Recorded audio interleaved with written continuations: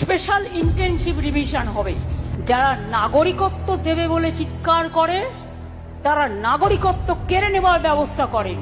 এই এসআরএন নামে একটা এনআরসি করার প্রক্রিয়া চালাচ্ছিল এবং এখনো চালাচ্ছে।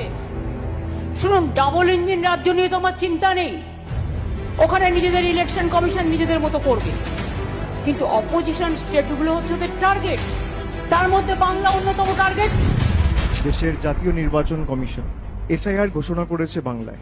এসআইআর এর উদ্দেশ্য, যেটাকে স্পেশাল ইন্টেনসিভ রিভিশন বলা হচ্ছে, সেটা অ্যাকচুয়ালি রিভিশন নয়, সেটা এক্সক্লুশন করে কি করে মানুষকে ভোটার তালিকা থেকে বাদ দিয়ে মানুষের ভোটাধিকার খর্ব করে মানুষকে তার মৌলিক অধিকার থেকে বঞ্চিত করা যায়, সেটাই এদের একমাত্র উদ্দেশ্য এবং লক্ষ্য।